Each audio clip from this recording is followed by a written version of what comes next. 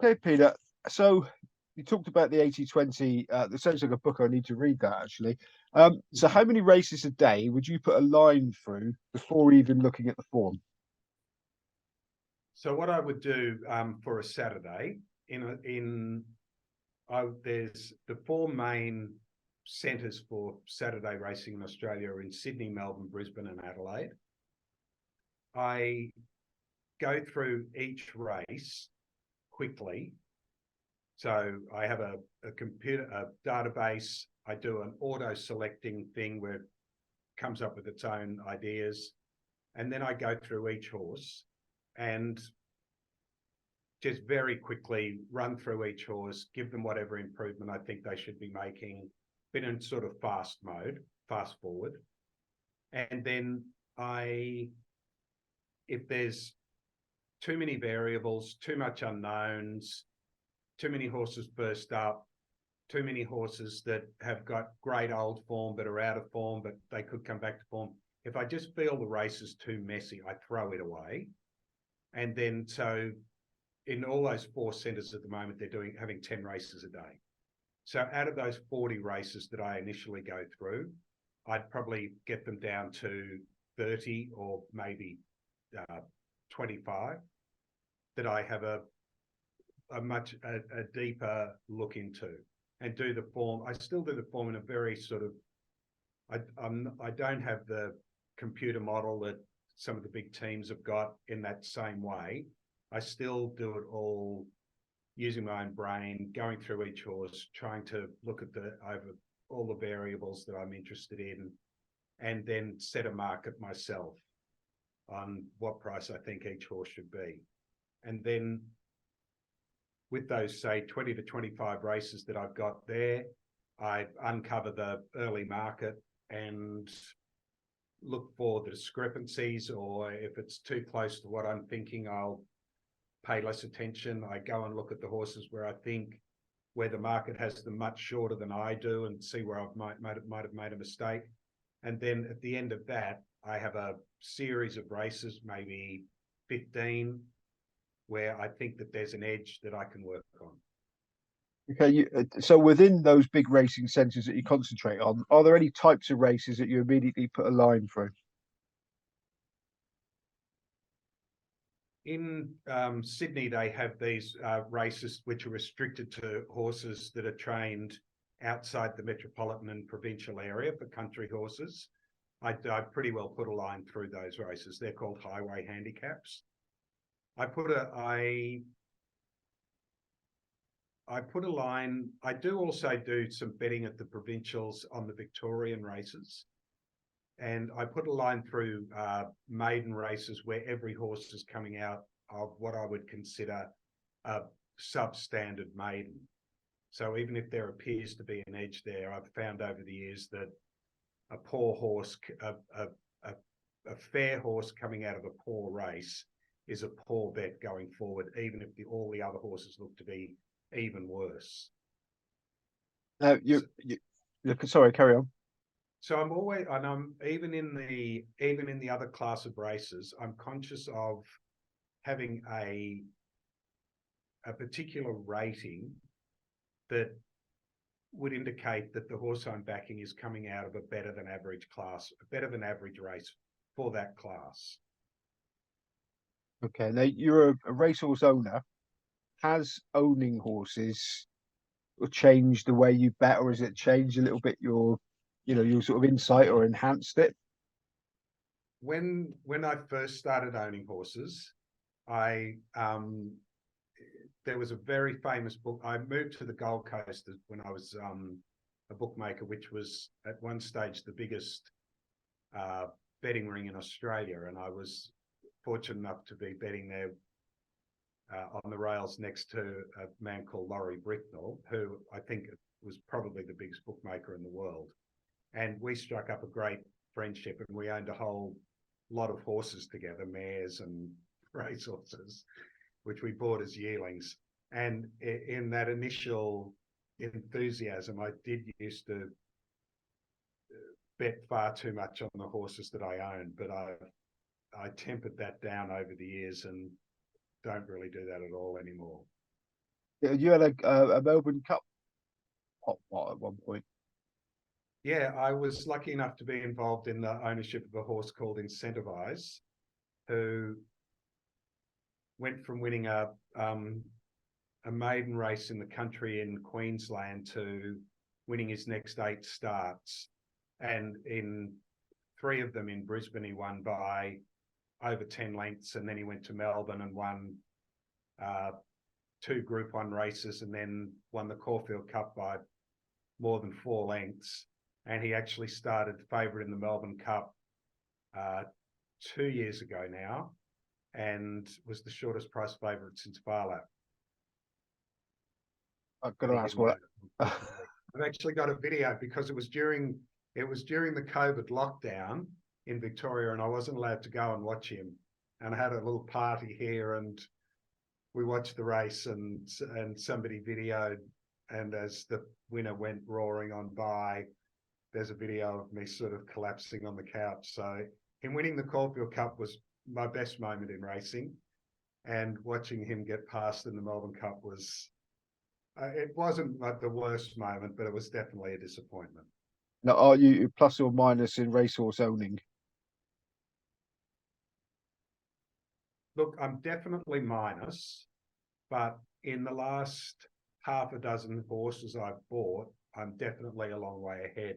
And what I did was I pivoted away completely from buying yearlings and started buying tried horses, which has been much more successful. Okay, right. But back to your punting. You've already talked about how much work goes into each day. Sounds like a colossal amount of work. Do you ever sort of liaise with other pro punters now to put your heads together to come up with selections, or are you purely self-contained? No, I do. I have a number of very smart people who I talk with on Friday, like before the races on Saturday, on Friday afternoon, and on Saturday morning, and we share our thoughts, and I'm sure they take some notice of what I think, and I take some notice of what they think. And I find it good for if I'm slightly ambivalent over what I should do in a particular race, or if I've got, horse A 3-1 and everyone else is, and it's 8-1 in the market, and somebody else likes it as well, it gives me a bit more confidence. But if everyone else I'm talking to hates it, I'll probably second guess myself and not bet quite as much. But I do definitely have a team of people that I talk to about the races. Yeah. Okay, people like watching these videos, to sort of learn from the professionals. So, what would you consider the most important aspect of summing up a race to find a winner? That's a very good question. I'm not sure if I could nail it down to just one specific thing, and I'm not sure whether they would be the same situation in the UK. But for me, I'm looking always for a horse that's come out of a stronger than average, and sometimes a much stronger than average race off my markings, and that is early in its campaign and has had less than 16 starts, let's say, early in its campaign. I love horses that are third up in Australia, that have had 2 runs. They seem to be going forward, that you can improve them again. They're coming out of a strong race. I like backing horses generally that race on the speed, particularly in races where they're going to not necessarily, I'm not saying that drawing wide's bad or whatever else, but it seems like they're going to get into the right position in the run, be advantaged on the speed. They've got the best form in my eyes. I'm probably looking mainly for that. Okay, now you've said that you get together with other pro punters. Do you pay any heed at all to inside information? Yep. No, I do. I have a couple of the people I speak to have, connections with racehorse owners, or one particular good friend of mine has some trackmen who go to the track and time the horses, and Yeah, I'm not one of those people who goes just ignore all sorts of inside information. So, yep, I don't think I'm not averse to the listening to the racecourse whispers. I suppose it They're often right. depends where the whisper comes from, I suppose. Yeah, exactly. So how many bets would you average a day when you're betting? On a Saturday, I would probably average 20 to 30 bets, I guess. Sometimes I'm backing 2 or 3 runners in a race, sometimes more than that. I used to definitely bet a lot more than I am now, on more races and have more bets. But again, that was in a different world where it was easier to beat the market. I think you definitely have to be more selective now. And you're price dependent on your bets. Definitely price dependent for sure. So Yeah, where do you stand when you make something a 5-1 chance and it's taking a massive walk in the market, it's out to say 16? Would you have more on, or would you be cautious? No, I wouldn't have more on. And it would depend on the individual situation. I wouldn't I certainly wouldn't not back it at all. But if it was first up in that situation and it had drifted dramatically in the market, I would probably take heed of that and reduce my bet. And I would take the attitude there, well, you're going to win both ways. If it wins, you'll still be happy. You're getting 16s about the horse you thought you were going to get, let's say, 8-1. It's gone from 8s to 16s. So if you halve your bet, you're still going to win the same, and you've saved half your stake. So, but I wouldn't. I think that the most misunderstood aspect of punting, and the one area that just is not really talked a lot about by people, is the emotional and psychological aspect of it. And so if you don't back that horse at all and it wins, it's a blow, and you can get you on the wrong leg. So I think a very important part of punting and trying to make a success of it is to make sure you keep in check that emotional and psychological part. Definitely. Okay, now you were a racecourse bookmaker. Do you still go racing? Look, it's a tragedy to say I virtually never go to the track anymore. Unfortunately, I think in the modern world, racing is a great sport to watch on TV. I've got a beautiful office set up. I've got all the screens that I need. I can bet with online with 30 bookmakers, and the vibrancy that once was the racecourse in Australia has gone. It used to be all those smart minds that I'll talk to on the phone. They would all be there. There'd be lots of people with differing opinions. There'd be a tremendous excitement, but it's like a ghost town now in Australia.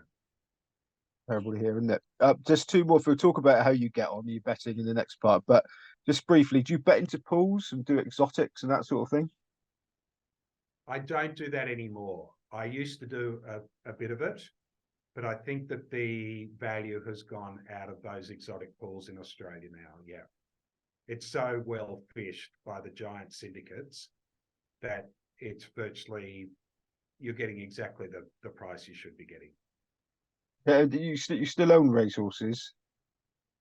I don't have, I know I've got one horse at the moment. Yeah, I was going to say, He's would you go racing if it was a runner? Perhaps. I have been known not to go to the races when my horses have been running, so, but I would go. I'm not against going, but it's not nearly the great experience it once was.